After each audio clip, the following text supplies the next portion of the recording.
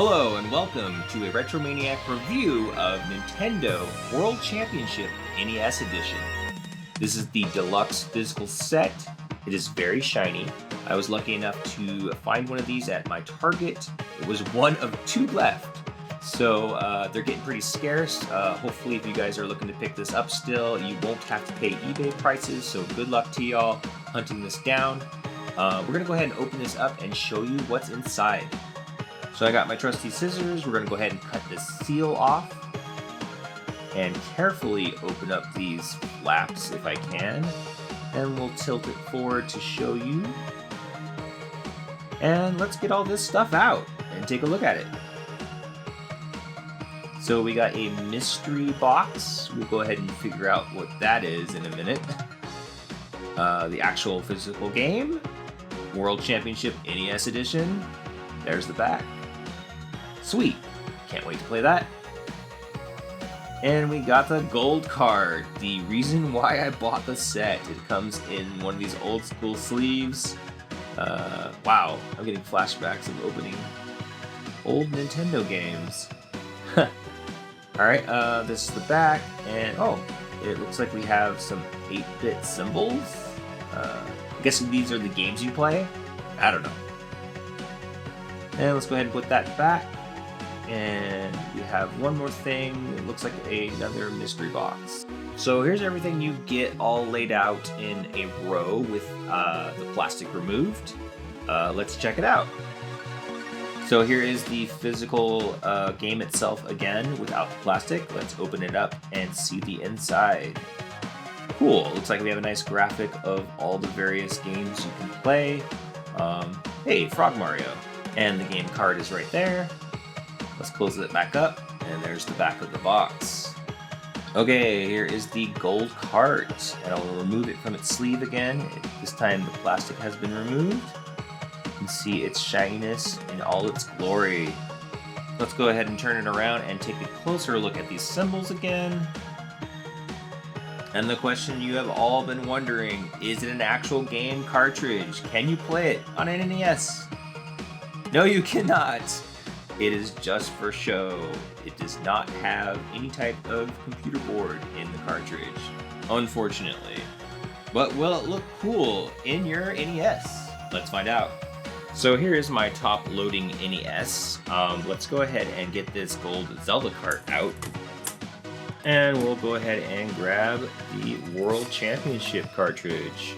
And voila, fits in there snug and looks good. I also found this clear stand at the bottom of the box if you'd rather display your cartridge this way. Groovy. Okay, so we have the mystery box number 1, and opening it up we find some cards? Oh, I guess these are the various games. Super Mario Brothers, The Legend of Zelda, Metroid, Donkey Kong, Kid Icarus, Super Mario Bros. 2, Excite Bike, Ice Climber, Balloon Fight,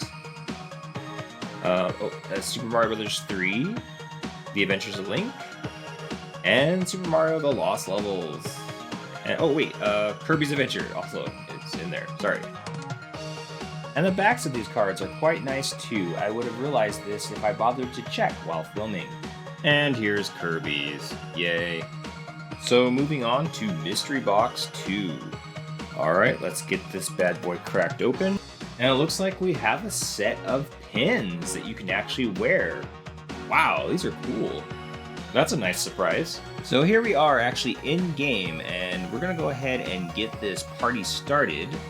It looks like there's actually a party mode, but I'm gonna go ahead and play one-player mode. Alright, here we go.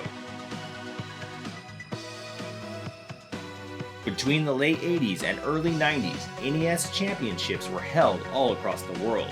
The obstacle of visiting the venues in person may have made it difficult for many of you to see these spectacles firsthand.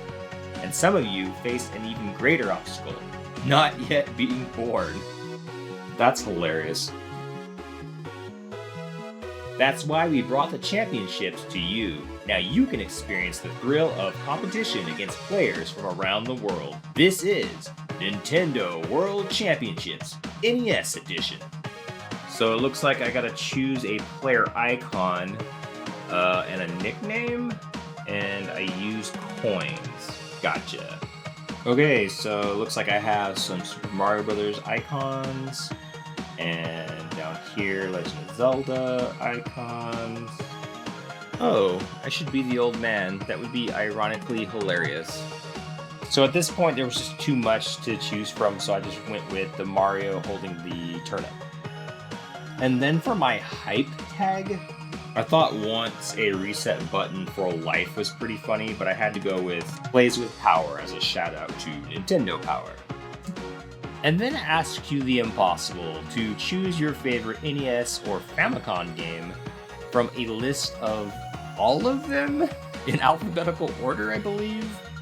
I was going to be obscure and pick the game Legendary Wings. Then I remembered Mega Man 2 exists. It's nearly a perfect game in my opinion. Okay, so we have activate online features.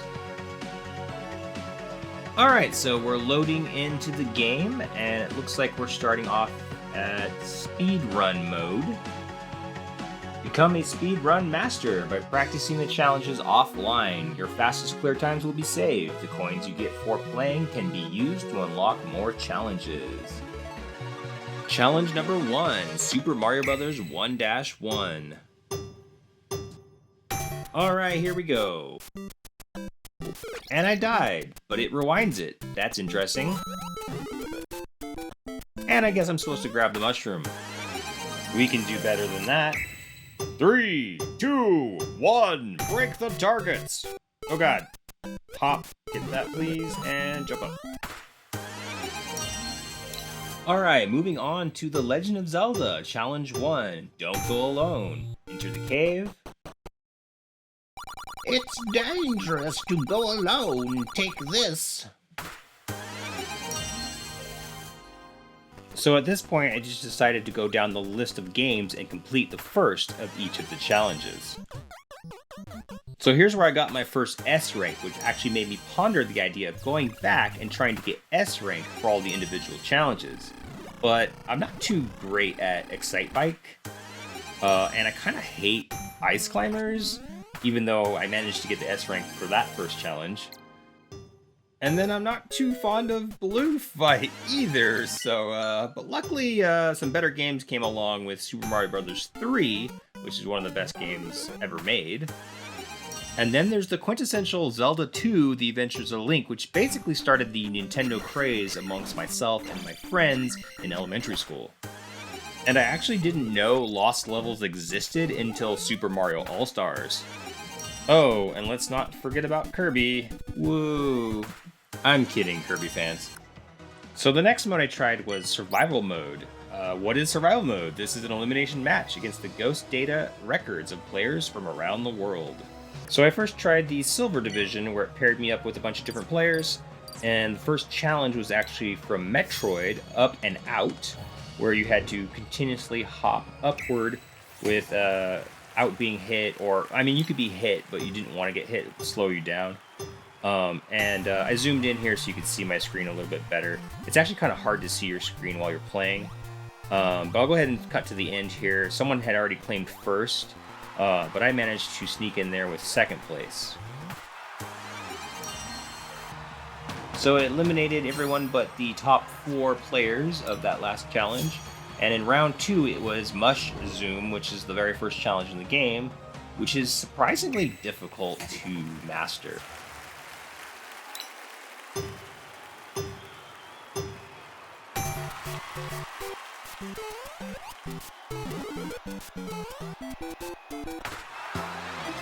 Managed to get first place somehow and eliminate the other 2, so it was just me versus this other player for the final round, Octorok Onslaught.